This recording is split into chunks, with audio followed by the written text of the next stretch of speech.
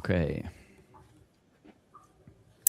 Good evening, everybody. We are live here from the UK on our new live stream Q&A for Confaced. The live stream that you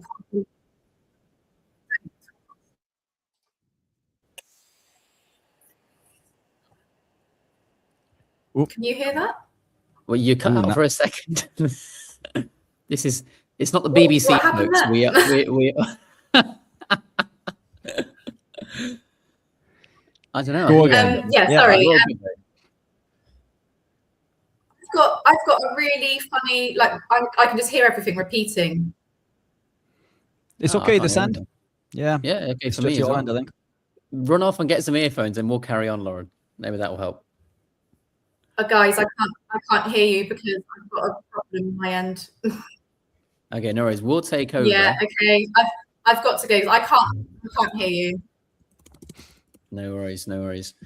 Okay, I guess Rich will take over. Lauren can grab some headphones, and then I think that should sort the problem out. Hopefully, 100%. There we are. We'll crack on. Yeah, Falcon Face number 2, live Q&A for all things nutrition and cosmetic related. We are your experts for the evening. So let's have a look what we've got. We've got questions in already, Rich, which is we do, and there's a question which is right up your street. Let me pop that on the screen for you now. So what are your thoughts on combining peptides, bioregulators? There's a brand there, Nature's Marvels brand, which I'm not familiar with the carnivore diet to optimize health. Thank you, and happy carnivore from Belgium. Yeah, well, thank you for the question, whoever you are, to the future 5965. Combination therapy of things isn't necessarily good or bad. It's what are you combining? And in terms of peptides, which peptides? Because there's, some are repair, some take things to super physiological levels, which, there is a limit as to how much you can do of that. So it depends which one you're on about, because the answer might be yes, might be no, depending on which one you're on about. Now, if you're on the carnivore diet, you've obviously got the nutrition box ticked, I would say at least, or mostly ticked, hopefully. And then if you want to combine peptides with that, it's, like I said, which ones, what's your medical history, and so on and so forth. I know that, to give you some examples, some people do, I think we mentioned this last week, didn't we, Rich? BPC 157? Yeah, BPC body protecting compound 157. Yeah, I think, that seems to be okay for a limited period of time. I don't think you should go on it forever. I'm not an expert on it. I've not tried it myself, but from what I've read so far, it seems to be, use it about 30 days and then give it a rest after that. But, there's going to be future research that will probably change what I say on that. So watch the space. You can also look at, I think a lot of people do like TB500, SS31. Sounds like names from Star Trek, all these things. But you don't know what Star Trek is. You know what? Since that NAD course, I've looked it up and I do know what it is. What he's alluding to there, ladies and gents, is that I teach all the time on different things, and Rich came once to an NAD course I did, and I didn't know the difference between Star Trek and Star Wars, and I didn't even know what they were or what the characters were. I kept forgetting. That's how bad I am with popular culture. Okay, I literally don't even have a TV where I live, and I haven't for years. So anything that's popular, I'm probably not going to know about it. But stuff like this, I can definitely talk about. So to answer your question, there's potentially a yes. Does depend on which ones. Stick with the ones with the most anecdotal evidence at the very least. And then even better than that, stick with the ones with the most clinical evidence if possible.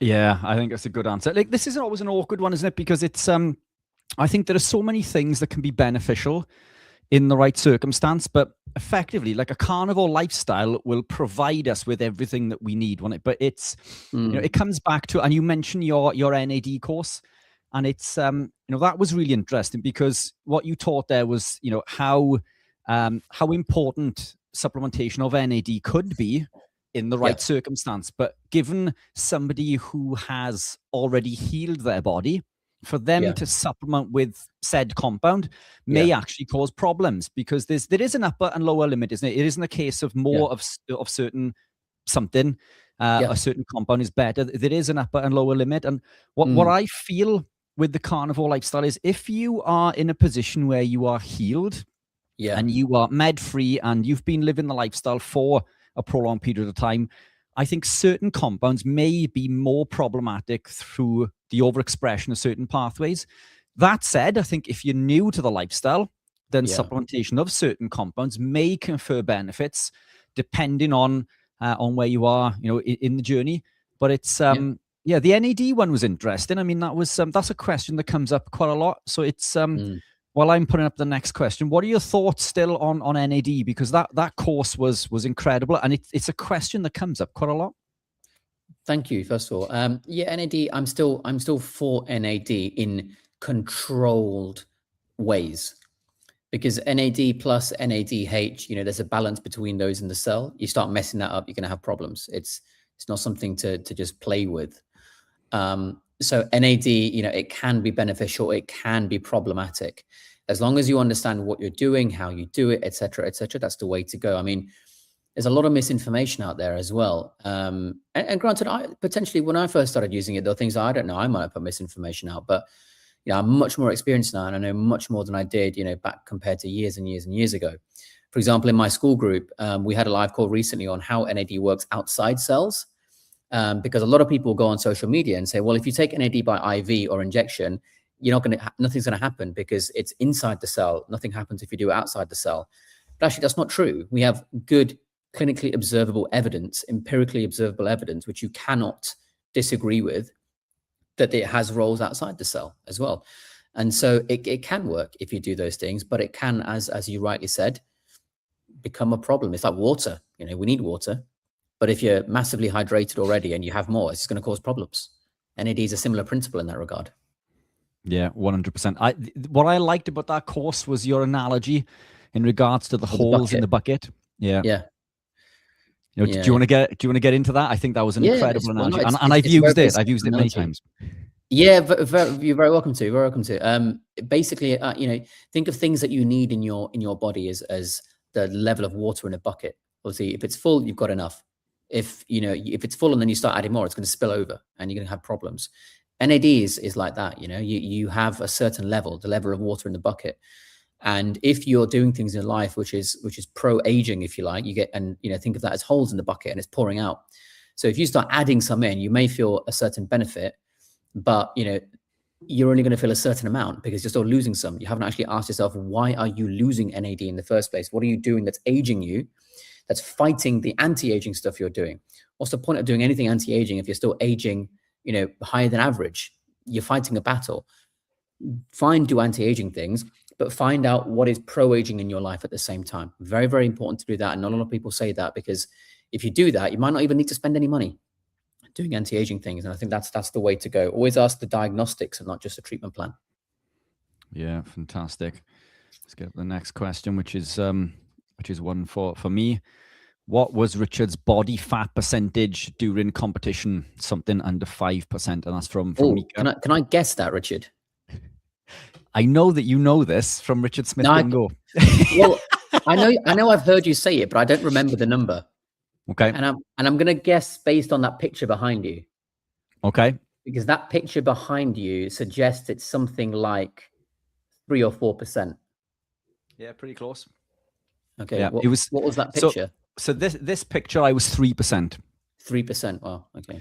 So really good guess. So that was 3%. This was 2 weeks after, I can't remember if it was the British Championship or the European Championship, but it was a number of weeks after. So by then, I know that I would have gained some fat back because I was back eating high levels, and the body will, when you cut towards a competition, as you know, it's not healthy, and you push your body to such a limited degree that you are in a state of starvation. It's not healthy. It's not healthy to be 2% body fat, which is what I believe I was on stage. It may have been less, but I know that I was less than the 3%. So best guesstimation, I think I was 2% on stage and 3% in that picture. But again, it's not healthy. We do these things to achieve certain goals. But even, training in the Olympics, for example, yes, you achieve incredible things, and you need your body to be at a very fit and healthy stage in order to do those things. But I don't believe that's healthy. I don't believe that long-term running is healthy. You know, running marathons at 6-minute mile in and an Ironman competition for prolonged periods of time. I do think that these things go against what is ancestral appropriate. You know, for example, I don't believe that we would have been, in fact, I think it would have been counterintuitive to be this big when hunting food, because I would have been slow, which I knew when I gravitated into endurance sport. I was too heavy and I could barely run. I couldn't run half a K. What was your flexibility like, Rich, at that point? If someone put a label on your back, could you reach around and grab it? No, I couldn't. It's you know, my frame, I'm small. So I'm 5'9", but my frame is very small. Now on stage, it was quite funny, really, because I used to compete in age category. So I was against people who were a lot bigger than me. And if I stood behind them, you literally couldn't see me. That's how big these people were. But I would win because it's an illusion, isn't it? It's about how big you look compared to the next person. So I had the ability through a ketogenic carnivore lifestyle to rip incredibly lean. My waist was very narrow and I was very big on top in regards to, so I had a very good X frame. So very, very small there. You can see by the picture, the delts, I mean, that added inches. And when I was in certain, poses, it literally added inches and inches to my width. And I was pretty big on the lat. So I used to win by outperforming essentially these other people. I wasn't bigger. I just looked more aesthetically pleasing. But I don't believe that to be healthy. But my flexibility was poor. I could barely run. When I started, I would struggle. I would struggle to run. It did come back very quick. So as I gravitated into running, that came back at a rate of knots. It wasn't long before. So my first 5K, I don't know if you're into park runs. I know much about running. I'm sure you do with the athletes that you work with in regards to other distances, but it's, a 5K time, mid-20, 30 minutes is a good time for somebody starting. Mine was 42 minutes. It was very poor. Within a number of weeks, I managed to get it into the 20s. And within a few months, I managed to run a sub-20 5K, having barely run ever before, really. With my PB being 17 and a half minutes, which is pretty pacey. I mean, that's a runner. And I was still, quite big at the time. Obviously, I've lost a lot of that muscle now, but I have come away from the running since the endurance sport because it started to cause this fat gain around the midsection. And I believe this is through the damage to the HPA axis. And this is why I believe that resistance training is best, out of the types of training. And I think if you are going to incorporate some form of cardio, high intensity, as a mixture like high rocks or CrossFit, I think these are incredibly useful. And that's why I've gravitated into them moving forward. But it's, I work with endurance athletes, as you know, but it's, I just believe that they're not, I believe that they're not optimal for human health. I don't believe that we would have been doing any of these one things through our evolutionary period. And I think it's, somewhere in between. I got a quick fire question for you. Fire away. So you mentioned something, that I can clearly notice in that picture as well, which is the width of the delts. Yeah. And I think this is something in my personal experience that I myself and people I've worked with have always struggled with. What kind of exercises did you do specifically for the lateral head of the deltoid to increase the shoulder width? Yeah, brilliant question. So look, if you look at the delt, everybody trains the side delts because that's what it appears to be, and they train the front delts. Now, you can't see in the picture because I'm wearing a shirt. I did have a vest on because I've literally just come back from the gym. I'm still in joggers. I've got joggers and trainers on. I had my vest on. And I literally just put a shirt on for the live. But everything is coming back at a rate of knots. And in the gym now, given the fact I've only been back a few months, everything is coming back at a rate of knots. But one of the things that I used to do is I used to train the rear delts. So there are a number of exercises. So my favorite is standing with dumbbells or the plates and sort of doing this sort of exercise. Yeah. And that is hitting the rear delt and also training rear delts to this sort of motion to the back with a heavy weight. So when you're in that position, it's the rear delts that are actually popping out. So I would concentrate. We all overtrain the front delts, and we try to get the side, but the side's very difficult. But when you bend over a little, maybe we'll record a video one day. Yeah. And we'll play that. But that was the single most important movement for me in order to increase, and that's what I've been training today. Nice. Let's get the delts back. So another question, I'll let you get your opinion on this, and then I'll jump in after. But miracles happen. Golf. Any thoughts on astaxanthin? Is it good to take? It's not bad to take. Put it that way. I think if you're going to take some sort of foodborne antioxidant, I would suggest astaxanthin from salmon is something that is truly an antioxidant. But I don't think everyone has to go and take astaxanthin like a need. Like if you didn't have astaxanthin in your diet or in your supplementation regime, it's not detrimental. But if you have the budget and you can include astaxanthin with something that you're taking, great, it can help. And I actually saw a video of an experiment that was done a long time ago. I'm sure it might even be on YouTube. They fed a group of chickens astaxanthin, and then the other group had control. And they looked at the eggs, and they cracked the eggs open of both groups of chickens. The ones which didn't have astaxanthin, the yolk just broke apart as you would expect it to do. But the yolk from the astaxanthin fed group, they could pick the yolk up with their fingers and shake it like this, and it didn't break.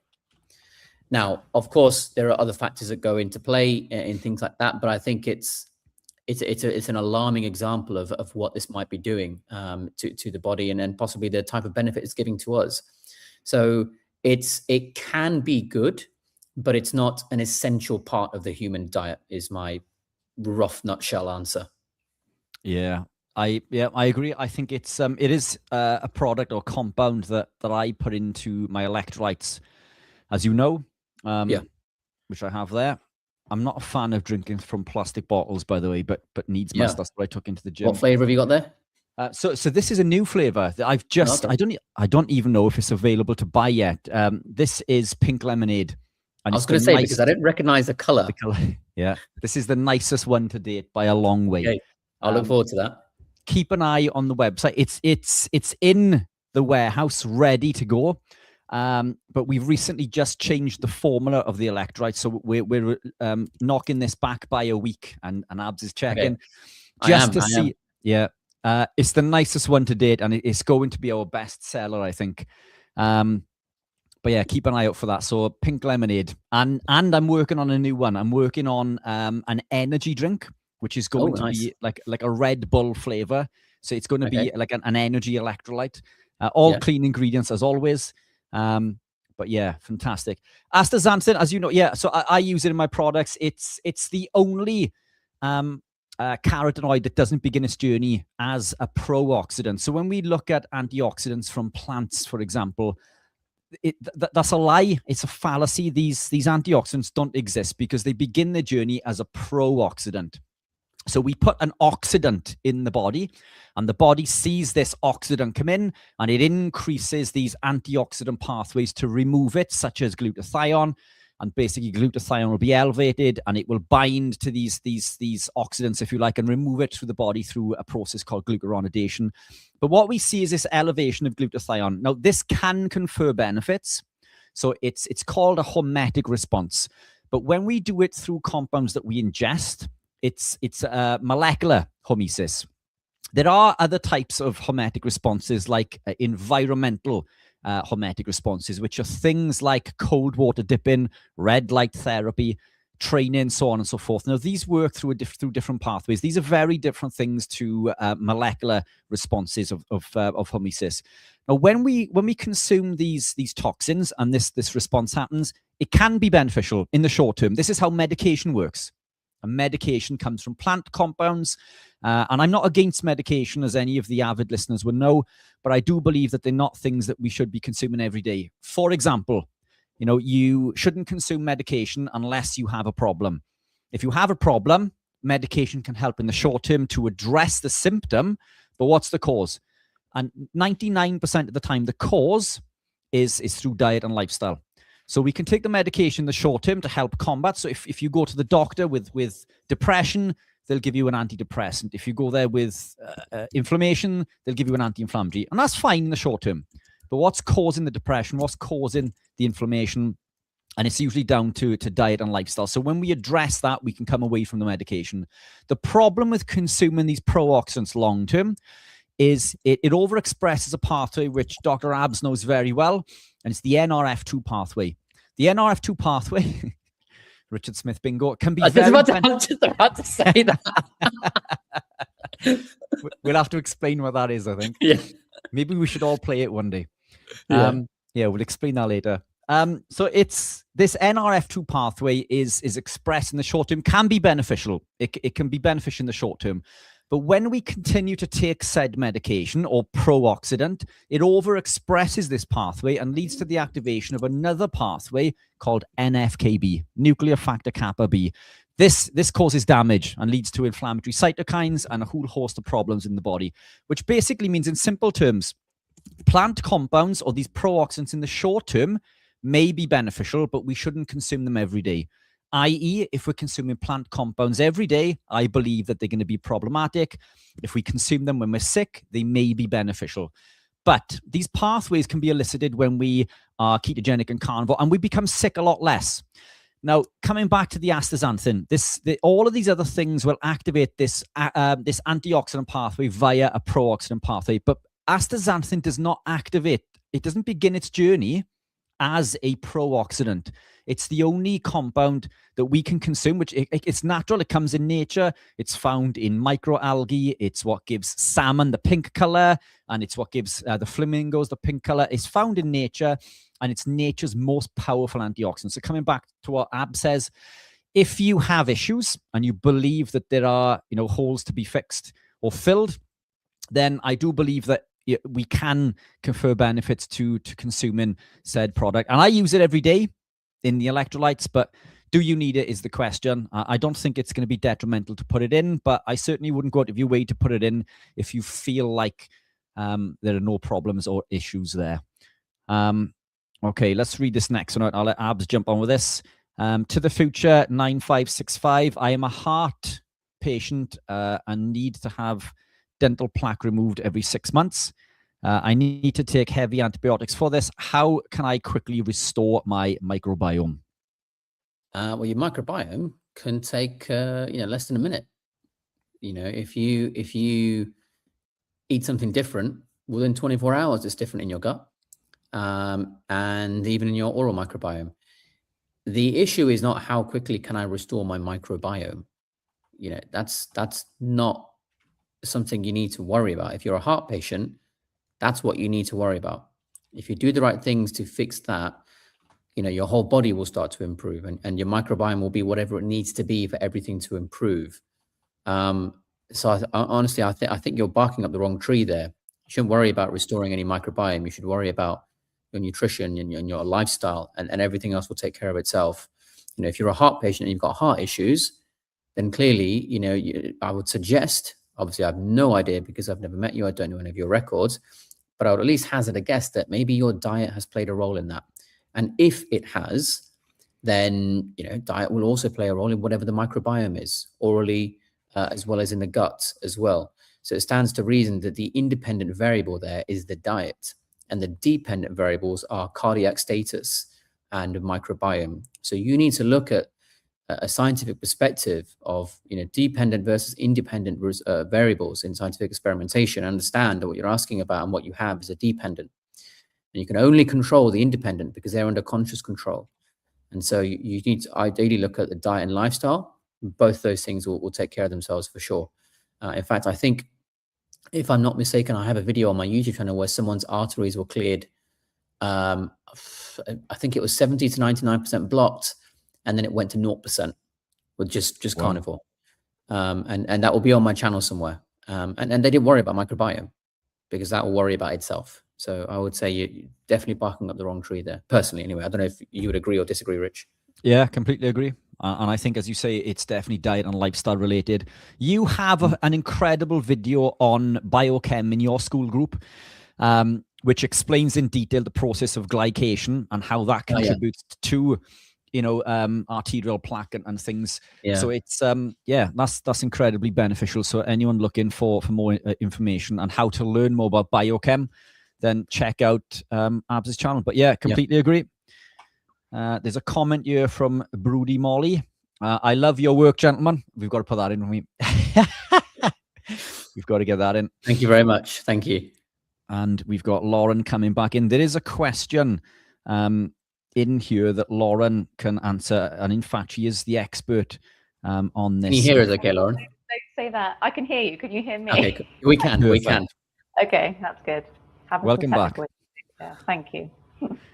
Okay, so this one is for you, or not that one. That one was for me. This one is for you. So Neil Franks 5434, what are the additional benefits of 72-hour fasting over 36 to 40? Now, I want to add to this. I want you to answer this, Lauren, but I want you to also talk about the difference between a wet fast and a dry fast. She's timed that perfectly to avoid the question.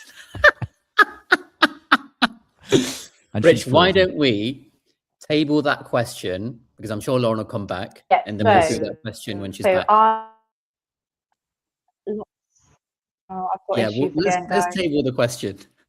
Yeah, we'll come back to that, Laura. I think the signal your end isn't brilliant, but let's go on to the next question.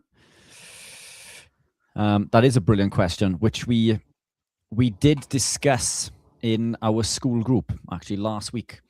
But next question from Kenks23: any specific nutrition or supplement advice to help recover from a broken bone or torn ligaments?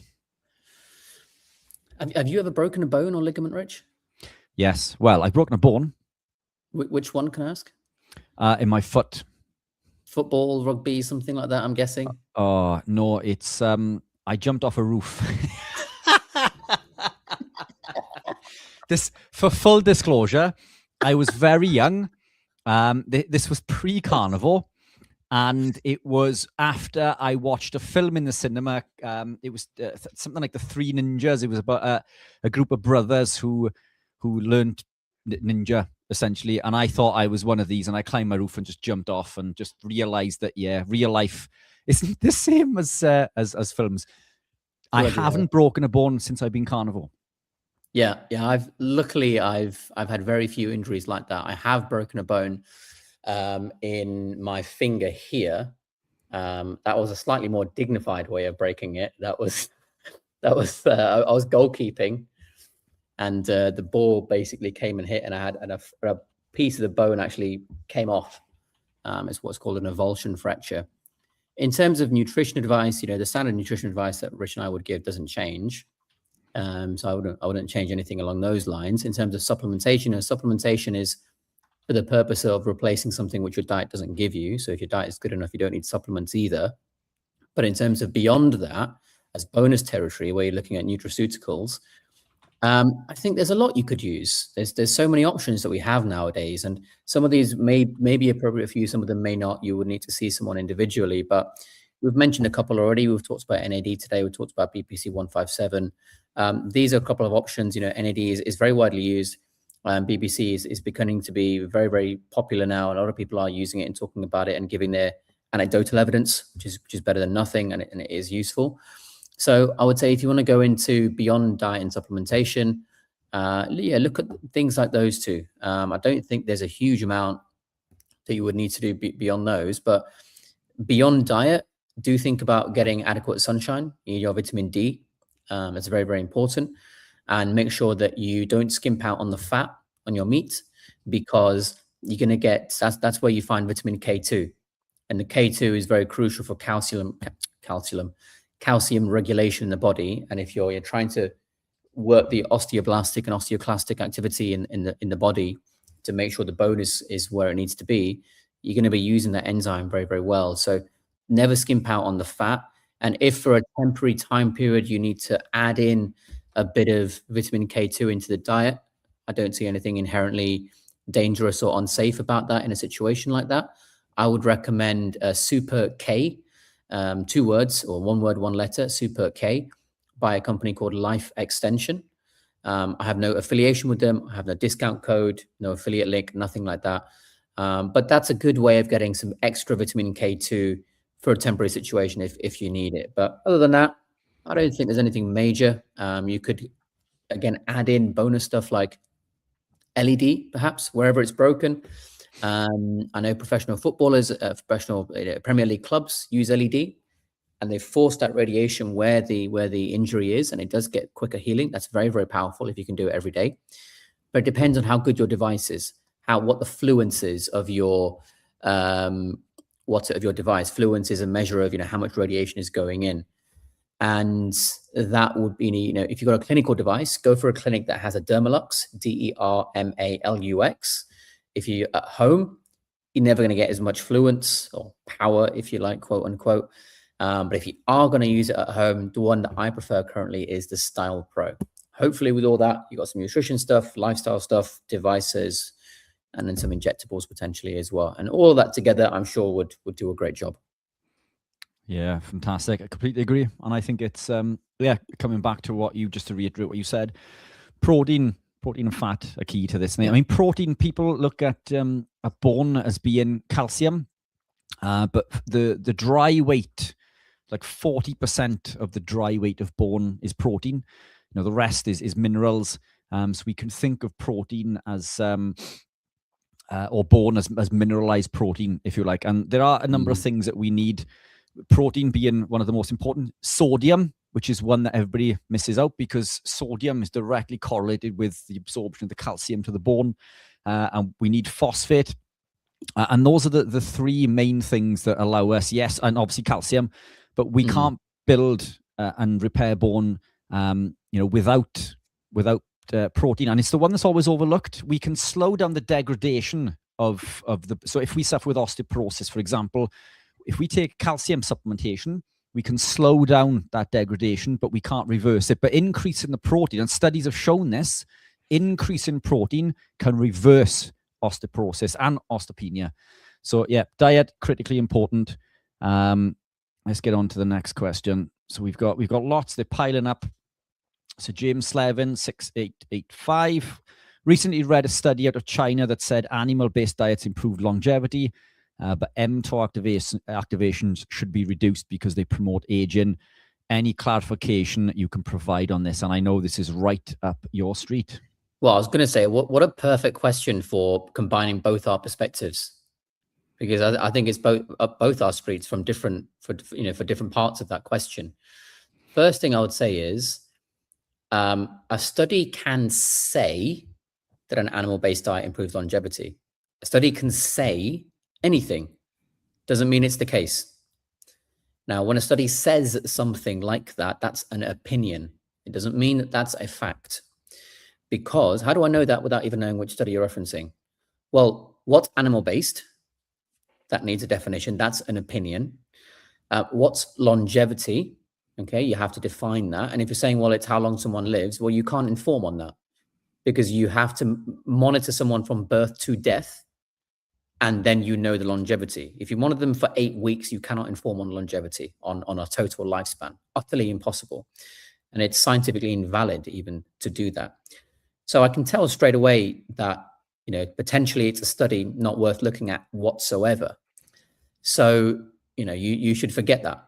You should look at biochemistry. And we know, biochemically speaking, that we do not need glucose whatsoever in our diet. And that eating the way that our bodies are geared to eat is the best way, because we have empirically observable biochemical processes to tell us that. So that, in my opinion, not based on a study, but purely opinion, which may be worth a lot or very little, entirely up to you to decide. My opinion is that is the most, sort of pro-longevity diet that we can have, I would say. i.e. eating in a way that our bodies are geared to eat as a result of millions of years of evolution. Why wouldn't it be? If it's not that, what other type of diet is it going to be? It can't be anything else. In terms of mTOR activations, you know, it depends, because mTOR has complex 1 and complex 2.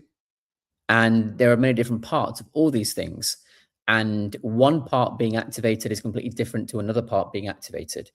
And, you know, if you look at a drug like rapamycin, which is a drug that inhibits mTOR. In fact, that's what the R stands for, mechanistic target of rapamycin, or mammalian target of rapamycin. If you look at certain ways that in fact, on this computer over here, I have some studies I'm looking at earlier today. If you give certain combinations of amino acid restrictions, you can actually improve the protein synthesis in the body and make certain types of collagen, for example, in the skin, around the body, elastin, fibronectin, etc.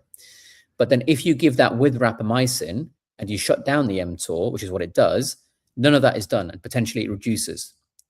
So if you reduce the mTOR in that context, you're pro-aging, because your body's not making what it needs to. So this is, I know it sounds like I'm waffling, but it's to show you this is way more complex than just saying it should be increased or it should be reduced. It's way, way, way more than that. You know, I know Rich has a sort of preference of number of times per day. I don't have anything against that, but I would add in, no one knows mTOR fully. Like we will never fully understand mTOR. It's impossible, in fact, because there's so many variables, and those variables you can't actually control. So you'll never, ever, ever fully figure out mTOR, in my opinion. And on that basis, what we can do, though, is eat to the best of our ability to be as close as possible to the way our bodies are geared to eating, the way our ancestors would have eaten if, you know, animal meat was in abundance. And so whatever that turns out to be is the best you can do. If you eat till you're completely full and you only eat once a day or twice, do that. You know, your body's telling you to eat. Don't restrict yourself. Just because you think you can't eat more times than 2 per day, if you've had 2 meals and you're starving, restricting that 3rd meal, you're going to be worse off than having that 3rd meal, because you've hit 3 points. So again, it's apologies for sounding like I'm waffling, but it's way more complex. And I hope you appreciate that listening to your body's signals is more important than trying to hit a certain number per day. The signals are there for a reason. That's why you've been alive over all these years. Rich, what are your thoughts on that? Yeah, I love that. That's a fantastic answer. Look, whenever I'm in question, I always come back to how we would have, how would we have operated through our evolutionary period? And I think there are times in which we would have been fasting, because we are feast and fast animals, and then there are times in which we would have been feasting. You know, so I'm not against fasting. Fasting is incredibly beneficial, which is, I am going to put up one of the questions on fasting when we finish this mTOR question. But it's, look, from an evolutionary perspective, we would have eaten whenever food was available, and we wouldn't when it wasn't. Now, cancer and all of these other things, they didn't exist until modern times. So I don't believe that it's a case of mTOR activation. And if we look at how mTOR is activated through leucine and through animal proteins, it's elicited and activated directly through the cell. Whereas other mTOR activations through sugar or carbohydrate, for example, they're achieved through a cascade of events. I believe it's this cascade of events that is problematic, and not the direct activation. We know that if we consume animal protein, there's an mTOR activation, and it can last 3.5 to 4 hours, and it resets. Now, the studies that are looking into all of these things, saying that mTOR is damaging, they're activated mTOR via insulin and carbohydrate. Now, these activations are much longer.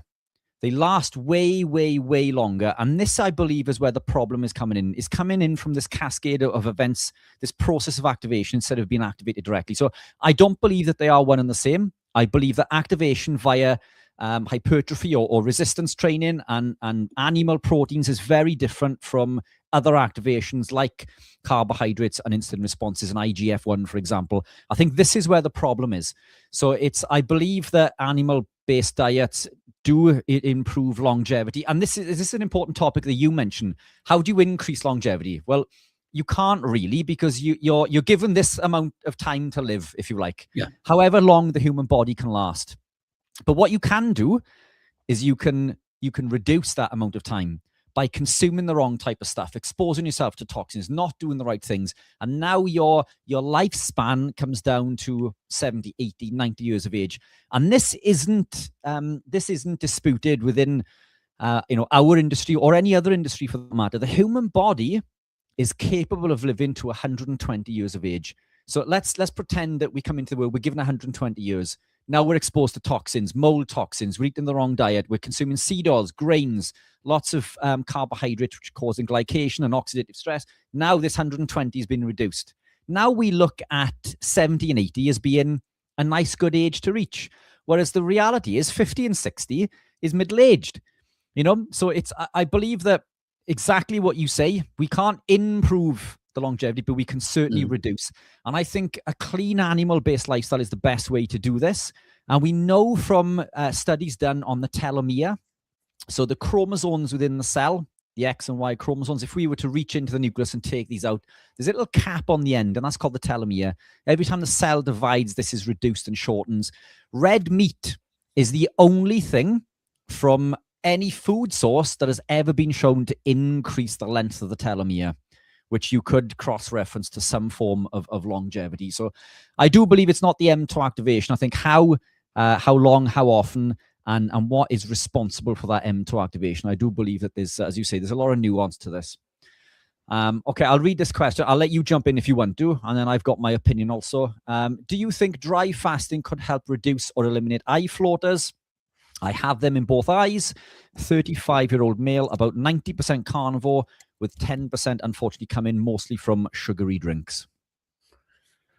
Well, first of all, I'm not an optometrist, and I'm not that experienced when it comes to eyes specifically. But in medical terminology, for those that don't understand what they're talking about, most of the floaters that people talk about, they're the result of, as far as I'm aware, and again, I'm not an eye expert, so I could be completely wrong on this. It's something called vitreous syneresis. So the vitreous humor it's a kind of transparent gel, nearly completely water, with a little bit of a scaffold of type 2 collagen, which is why I know a little bit about it, because I look at collagen all the time. A little bit of collagen type 2, and then hyaluronic acid. And as we age, that there's metabolic stress, which again is a label, I guess, but that scaffold begins to liquefy a little bit. So the collagen fibers start to collapse. Not a million miles different from collagen collapsing in the skin as we get lax skin as we age, and that's why I look into it. And so there's an autophagy hypothesis where they say that the main pathway or the main mechanism is macrophagy, or simply autophagy. And so theoretically, you could, the people that, prefer dry fasting, they do tend to argue that lack of external water places the body under hyperosmotic stress.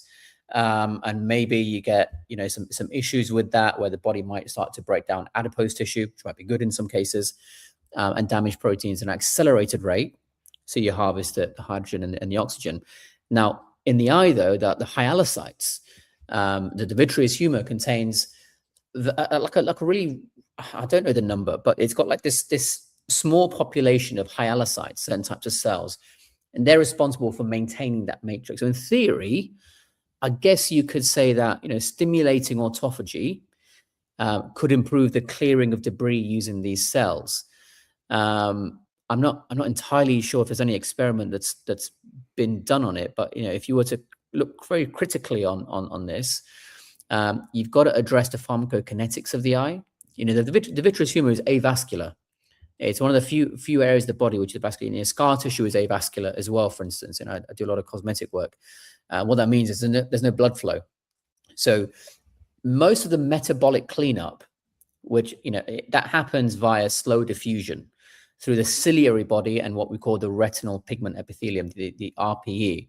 And so because the vitreous has a very slow turnover, if you have systemic autophagic signaling going, because you're doing that fasting, you've got to overcome that blood retinal barrier to affect that aggregated collagen fiber sets, if you like, in the center of the eye. And I'm not entirely certain it would help for those reasons. So you've got to, you've got to yeah, you got to take it with a pinch of salt. There's risks as well, you know. So if you increase that syneresis, you know, severe dehydration, what if that leads to a decrease of volume in the vitreous humor? You know, that's 99% water, and it needs to be that because that's the way it's been over millions of years. If you then take a load of water out of your body, is that going to suffer as well? Which it might not normally for the average person, but if you've got a problem with it, it might. And so what if that shrinkage, you know, pulls the vitreous away from the retina? I think that's called posterior vitreous detachment, PVD. And what if that causes sort of an increase in floaters or even a tear of the retina, a retinal tear? So increased syneresis, I think you really got to watch out for, and also osmotic pressure. Rapid shifts in the intraocular pressure, the IOP, that could, again, during the rehydration phase, once you've finished everything, that could, and I don't know if it would, but as a non-optometrist, I'm thinking this. What if that stresses the sort of the really fine, delicate attachments between that vitreous and the retina? Because the water rushing in and out could make things turgid and the opposite. And what if that puts a bit of stress on there? I don't know if that's possible, but those are my thoughts on it. So personally, I'm of the opinion that it's probably not worth it because of all the things that I've just said. It's avascular. You've got to get across that blood sort of barrier, blood retinal barrier. It's mostly water. So if you take it away, you're taking the thing that it's mostly made of in order for it to do its function. So my guess would be no. But again, I'm not an expert on the eye. So I'm just thinking aloud here. I don't know what you think, Rich. Yeah, I love that. And look, this is why this show is so good, because, you know, we have experience in different areas. And I love that. You know, it's always good to look at the negative or potential negatives. I've done fasting and dry fasting. So I've got my own experience, I guess, that I can go on in regards to this. I used to suffer with eye floaters a lot, and I barely suffer with any. In fact, I can't remember the last time that I did. Fasting works well for me, although, as you know from a call that we did a few weeks ago, I do think that some people overfast, particularly women. So, I mean, and we'll circle back to this, but for the reasons, as you said, autophagy, mitophagy, brown fat activation, lipolysis, increased insulin sensitivity, all of these things are fantastic. I've always done a wet fast, and I've conferred huge benefits across the board with this. I've recently been introduced to dry fasting through Lauren, which is why I wanted her to answer these dry fasting questions. I've tried to dry fast a few times, and every time it's caused me problems. But I over Christmas, because I was off, I decided to commit to this because I suffer with migraines, which is, I'm going to come on to, I'm also going to put on, this is part of another question that I'm going to add to this, because they both, I think, connected. And the question here is, I suffer with silent migraines with aura, just recently started suffering with arrhythmia. However, it disappeared in a short time later. I think it's a result of the migraines. Well, the aura is, and this is what I get when I get migraines, and this will lead to me becoming blind and bedridden for 3 days. So it's led me to be having to be reliant on medication for a very, very long time.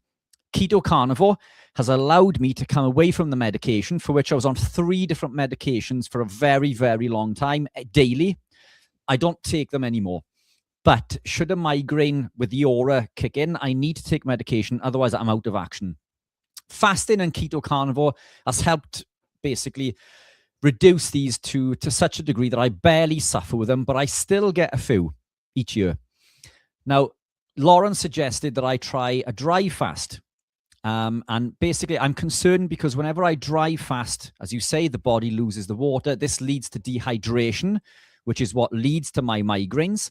And I need to rehydrate with lots of sodium and potassium in order to combat these migraines. But when I was off, she suggested that I persevere. So when that kicks in, just power through, take the pain, and see what happens. Now, whenever I've done this before, it's led to me being bedridden for 3 days. So I did this over Christmas when I knew that I could just go to bed and go to sleep and just try to combat.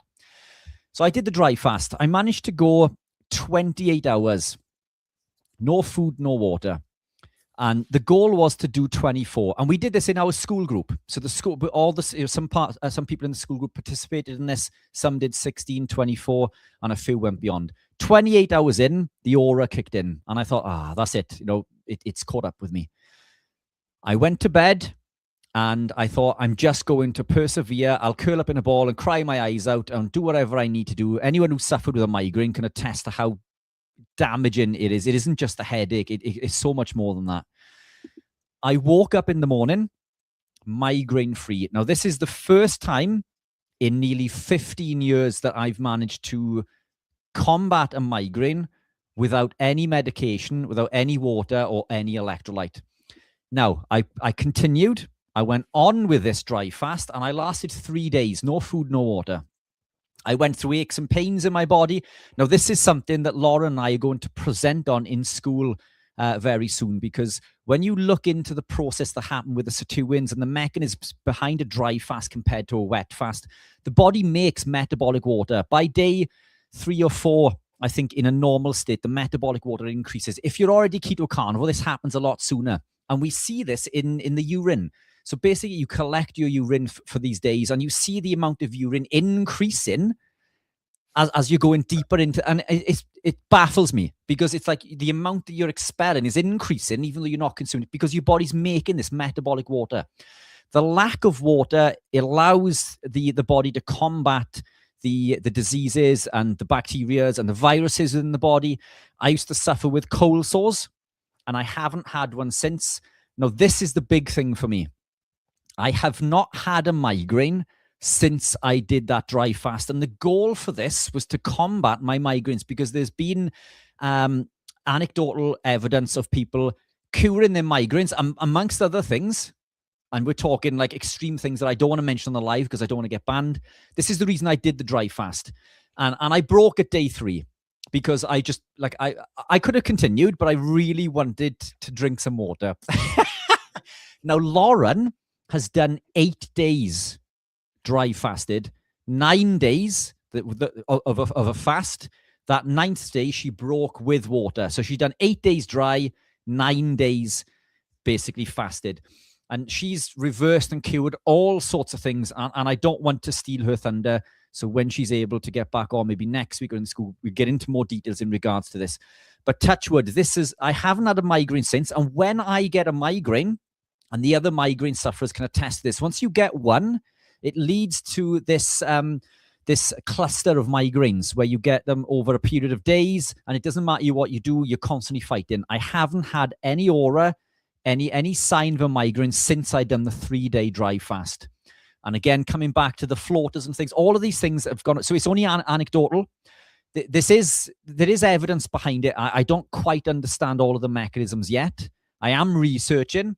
And when we do this, maybe, Abs and I can present on it, or we can talk about it, but we'll do this either live or during the school group.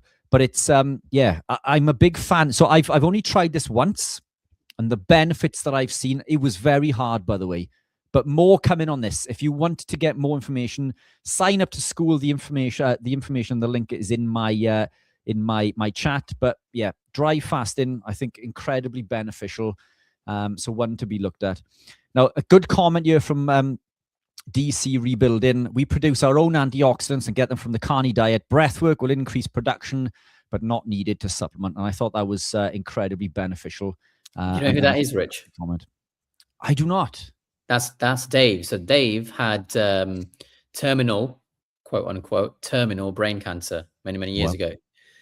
Gone carnivore, has completely disappeared. Wow. And he's now using his YouTube channel to help other people and understand this way. So yeah, big shout out to him. Yeah, fantastic. And brilliant comment. Some fantastic information. 6 minutes to go, so we'll see if we can get through a couple of these questions. Yep. Josh Freed, in your opinion, is someone, if someone is skinny, fat, and looking to build muscle and lose fat, body recomp, do you think they should prioritize fat over protein or favor the other way around? And what ratio? I don't think they need to favor one over the other, to be honest. Because if you're looking to build muscle, that's an anabolic process. You need your testosterone, so you need the fat, and you need obviously the protein, because that's what muscle's made of. I don't think it's a case of prioritizing one over the other. I think it's a case of eating appropriately until you're full. And when you've been doing that for some time, if you're preparing for a competition, fine, yeah, manipulate things for the competition, like fat, like the poster in the back of Rich's shot there. But if you're not doing that and you're just trying to build your life, I don't think you've got the right end of the stick there. You shouldn't be prioritizing one over the other. They're both incredibly important. What do you think? Yeah, 100%. I guess in this case, protein as nature intended, protein and fat, I don't think you need to worry. The recomp can come later down the line once the body is upregulated all of these systems and pathways. But initially, just eat protein and fat and make sure you're consuming enough. I'd consume at least 1 gram of protein per pound of body weight as a rough figure. Eat the fat as nature intended, and everything else will come in with that. Let's see if we can quick fire these. There is a complicated question I want to leave till the end, because I think there are some other incredible questions that we can get into this really quickly.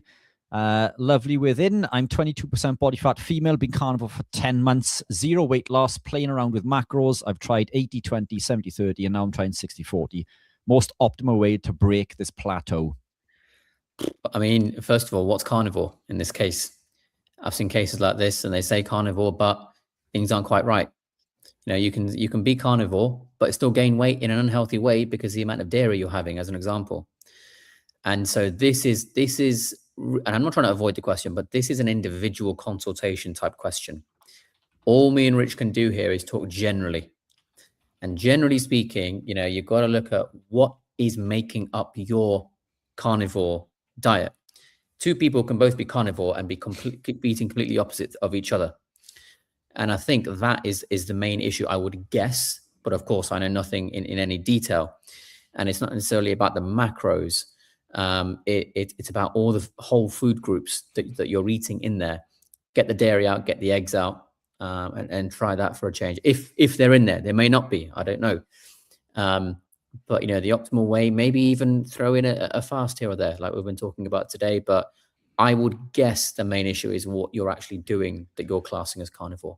Yeah, look, there's so much we could get into with this. The HPA access, how damaged, the cortisol response and stress responses are. I think as far as a macronutrient split, 60-40 is going to be more beneficial because it's closer to nature as grams go. So 50-50, 60-40. 100% move the dairy if you're eating it, drinking it, if any milk, because the odd chain fatty acids are going to cause more fat storage because they go down a different pathway. But yeah, I think a consultation would be very fit in regards to this, either with myself or Abs, and we could really get into the weeds. Now, there's a super complicated question. I've left this till last minute because there was some really good questions, and apologies we haven't got through the rest of them. But I'll read this out really quickly. Egg 399. While a cell is in substrate level phosphorylation mode, are things like taurine, glycine, and creatine of benefit to the body while not aiding BAD or SLP cells? What are your thoughts? This is going to take us past 8 o'clock, if that's okay. Okay. Well, yeah. Let's give as quick of an answer as we. This is why I left. Yeah, go for it. We'll try. Okay, so it's a pretty sophisticated question. You're talking about a sort of metabolic hijacking, if you like, where bad cells, primarily you talk about malignant cells utilizing substrate level phosphorylation, SLP, or the Warburg effect. These can repurpose common nutrients in order to specifically maintain their individual fueling, survival, proliferation, etc. It's a state where typically, in a cell, we will use what we call oxidative phosphorylation, the electron transport chain to make ATP. But we're not doing that here. We go towards a less efficient but faster substrate level phosphorylation. And the impact of glycine, creatine, and taurine is quite subtle, and it depends on the context of that individual tissue. So if we look at glycine, you've got what's called a kind of one carbon flux problem here. Yeah, you need glycine for things like collagen, glutathione, blah blah blah, and the buffering excess methionine in healthy cells. But if I'm not mistaken, and I could be, it can be a primary fuel source for malignant cells that are rapidly proliferating. So if you think about it as a bad cell, perspective, some researchers will argue that glycine consumption is a hallmark of aggressive cancer. I'm not 100% certain on that. It could or could not be true. Please look it up for yourself. Now, these cells take the glycine to drive what we call one carbon metabolism. So the folate cycle, the methionine cycle. And that we use that for de novo synthesis of purines, which are the building blocks of DNA and RNA. So if you have a high availability of glycine, theoretically, I would suggest maybe you're supporting the speed of the, or shall we say the metabolic velocity, which is a label, of the SLP-reliant cells, substrate level phosphorylation cells. Now, this is known as what we call glycine-dependent oncometabolic flux. I'm not the world's greatest expert on this, but I'm not sure anyone is, apart from You're maybe doing well Thomas to me. So that's the glycine. The creatine, I'll try and be as quick as I can. So it's an ATP buffer, but it's like a double-edged sword, right?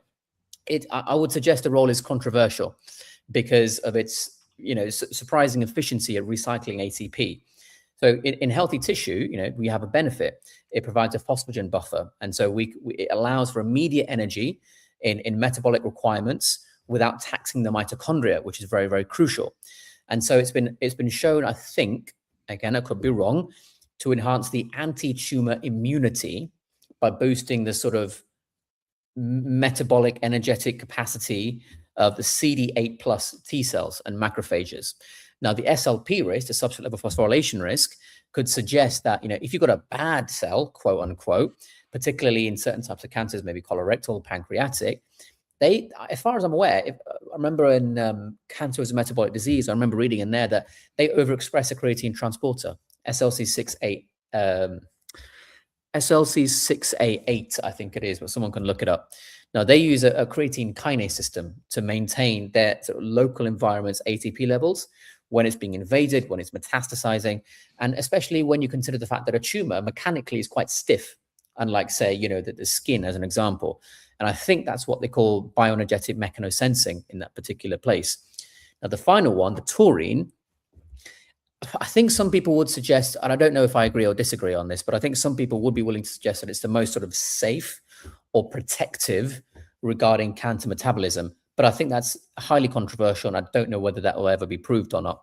Now, the benefit is, obviously every amino acid has some sort of benefit. It's powerful in its cytoprotective osmolyte capacity. It's an antioxidant. It can stabilize mitochondrial membranes. We'll use it, to regulate calcium signaling. Fine. But there's an SLP interaction, i.e. the substrate level phosphorylation intersection. So while some tumors, I think, can overexpress a transporter for taurine for what we call osmoregulation. So you want it basically trying to survive the pressure of the tumor's local environment, the microenvironment. If I'm not mistaken, some clinical data, without massive amounts of control, albeit, they can suggest that high taurine levels correlate with a reduced risk of progression. But I think there's too many variables to be clear cut on that. So and theoretically, it could tend to promote what we call apoptosis, programmed cell death, but in a selective way. So for those bad cells, while the healthy cells are okay. Now, apoptosis, it sounds like, oh, well, would you ever want that? Well, you do want it. For instance, when we're growing inside the womb, these our toes, our fingers, we have apoptosis of the skin in between, which is why they become separated. And some people, that webbing is still present to some extent because apoptosis didn't get rid of everything. So there's apoptosis is needed and not needed in normal metabolic discourse in our body. So don't think it's purely bad. We do need it in some cases. So if you're going to try and prioritize the SLP reliant cells, out of those three, potentially taurine, I would hazard a guess that potentially it's the most safe out of them. Creatine, yeah, can help the immune system, potentially problematic in specific advanced pathologies, but I'm not an expert, please understand that.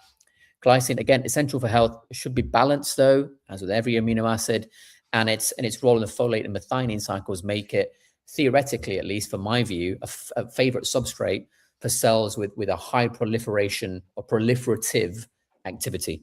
Fantastic. A little bit overrated. We'll get to the school live Q&A soon.